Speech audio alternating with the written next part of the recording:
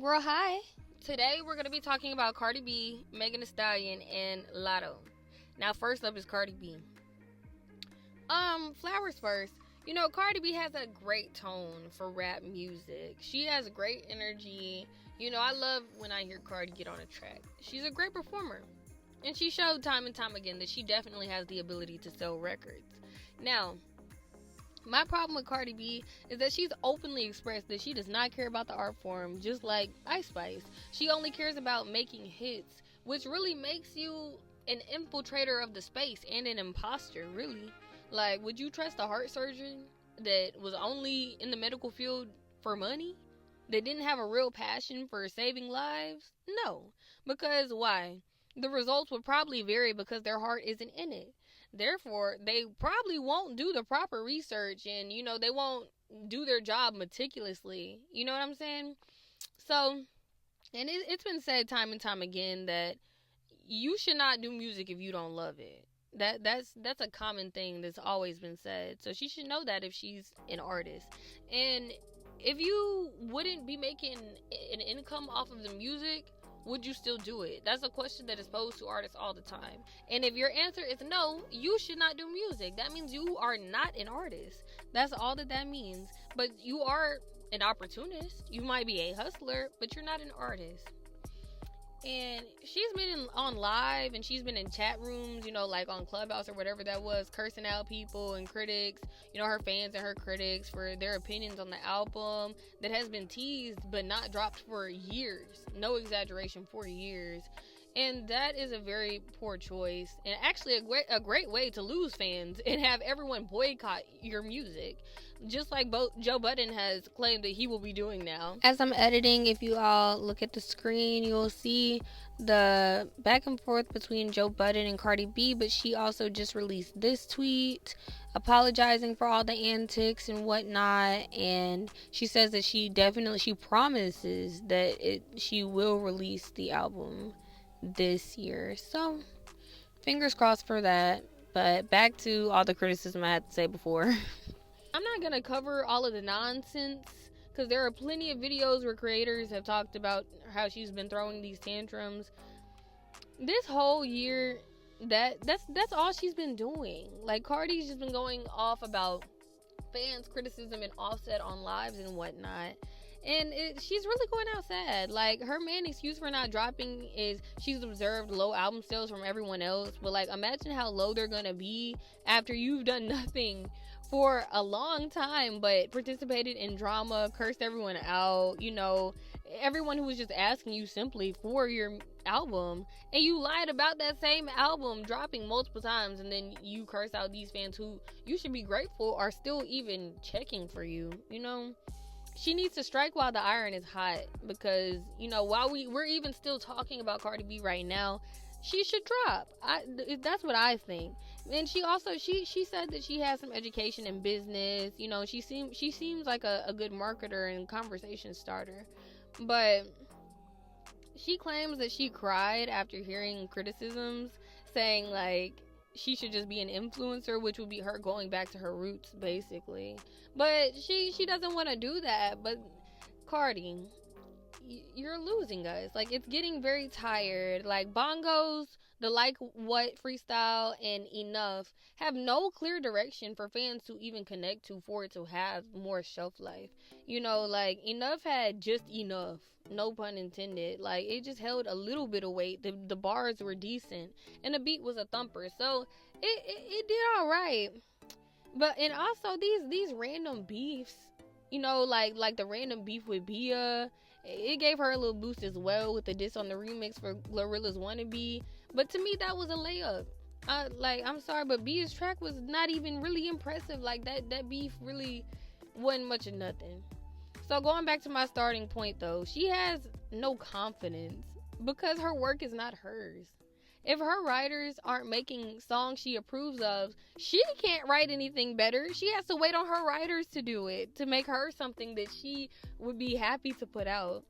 So I kind of agree with the fan that quote unquote made Cardi cry. And shoot, you might do need to pack it up because, you can still drop, but the whole brand is getting a bit distorted at this point. I feel like you're doing more harm than good. You know what I'm saying? And when the fans turn their back on you, a hit isn't going to really bring you back to where you once were. And also, another thing that bothers me is like the confidence and the fake perfectionism. That stuff annoys me because you're not that particular, Cardi. You know what I'm saying? She has nothing to be particular about. She's saying if the mixing isn't right and she doesn't pronounce a word correctly, she won't drop. Which, Cardi, there's plenty bongos. You said some shit in there. I don't know what the in enough. Girl, you always be saying shit. I don't know what the hell you said.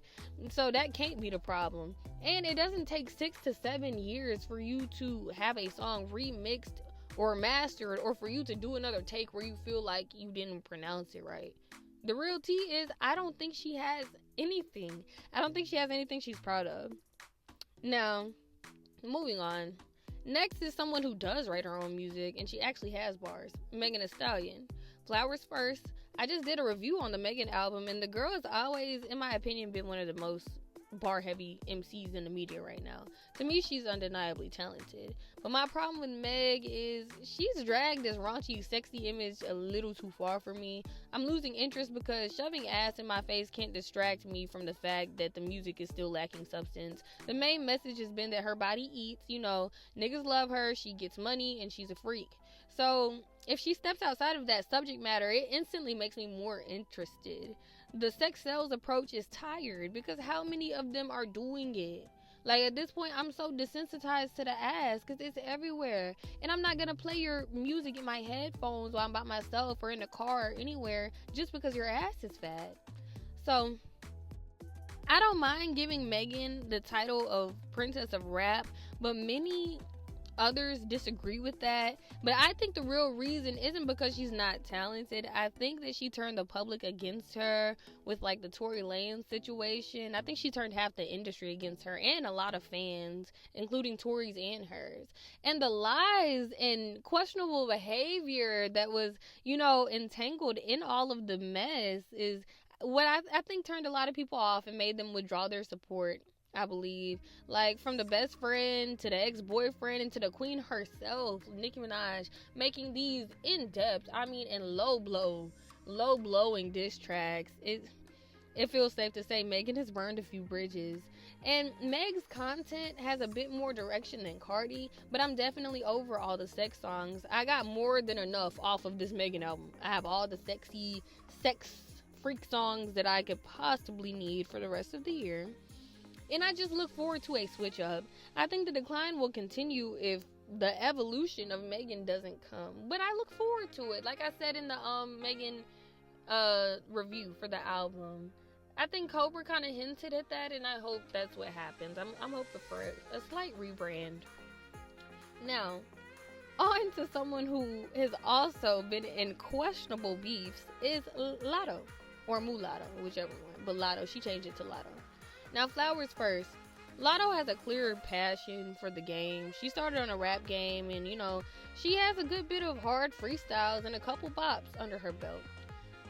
Outside of the music, I think she's real funny. Like, I love her interviews. I love just hearing her talk, honestly. I like her personality. But my problem is, it seems like Latto's, like, all the attention that Latto gets peaks only during petty beefs. Like with Nicki Minaj and Ice Spice. But outside of that, the media is not really checking for her. And my question is like, why? My theory is that although she is talented and does not lack too severely in the lyrical department, I think the hits that she does make aren't that relatable. And if anything, they hold a bit of like awkward corniness to them as well. And for example, she has like bars referencing body count. Like on Sunday service, she was like, body count so low, I might say I'm a virgin, type of thing. And in this new song, Big Mama, she says things like her man hit it on the first night, but before that she was a virgin. I don't know what that whole thing is, the virgin thing is about. But it's bars like that make me feel like she's a little disconnected from her own audience. Like, her image falls into the category kind of close to Sexy Red, but not as vulgar and raunchy. But the parallels are more so just that sexy ratchet kind of baddie feel. But the whole concept of body count typically resonates more with men and really kind of has a more of a misogynistic tone to it. And lines like this seem to be more appealing to men in almost a pick me way. And they're not in your audience. The men are not the ones buying Lotto's music. And there are other examples of these types of like off putting kind of like it just don't fit the vibe. Like it feels like you're not kind of reading the room all the way. There's a few examples of that, but it's confusing. Like, are you a housewife or are you outside with your hood rat friends? You know, it feels like you're splitting your audience in two. Like, the ratchet bars will attract one group of people, and then the bougie, virgin bars are gonna appeal to another group. But when you put that together, it kind of makes either one side or both sides not really believable. It might just feel like you just rhyming and saying stuff, to be honest. And also, naming this album Sugar Honey Iced Tea after the Ice Spice beef is such a terrible move. Like, fire the whole team. It's honestly so corny to me, honestly. And out of all of the beefs that we've seen this year, the one between Ice Spice and Lotto it has to be the corniest. Like, and so it's dragging it. Like, it feels like you're dragging it, especially when there was no clear winner between both of these diss tracks that her and Ice Spice released, because they were both super underwhelming. But you're kind of giving Ice the W because you still seem bothered by it, because you're still feeding it attention. It's clear that you're referencing that, and even if you say you're not, okay, that's what it looks like, And also, the Big Mama song, it's catchy. This new song she just released, but I must say, my man doesn't call me Big Mama, and I don't want him to. So again, I just feel like it's not really relatable. Like, I don't know anyone who calls their girl Big Mama, or any girls that want to be called that, but, I could be wrong because I have a homegirl that likes the song. So it appeals to some people, to each their own. But for me, Lotto is just so hit and miss, in my opinion. Like, in every way, in every department. She has the image and the talent, but like all the women mentioned in this video, I think she needs more clear concepts and direction. Then just give me bars, like straight metaphors, or even just flex bars, but not just like those personal lines, like telling me about your relationships and whatnot like that. And also a catchy chorus. And I think that can kind of propel her just a little bit more, and be able to, just give the audience a little something more to hold on to. Like, great examples. I didn't think the Sunday service was that bad. I think it had a little bit of replay value. I really like Put It on the Floor, but again, both of those are diss tracks. I need to know Lotto more outside of industry beef in your relationships, Lotto. Like, I kind of, I know that you're a baddie, but I don't know, it just feels like lacking. It feels like the girlies are just lacking in actual substance and messages. Like, I have nothing to latch on to. Like, I'll give you an example, because and this is not even a rap song, but the song Good Luck Babe by Chapel Roan, I cannot relate to that song as in the LGBT part. So, you know what I'm saying? I'm saying I don't have to be completely one with the song, but I can take away from that song and still connect the feelings that she expressed in that song to, just situations I've had, just relationships I've had. And I know that's really kind of apples and oranges, because Chaperone and Lotto, like, let's be real.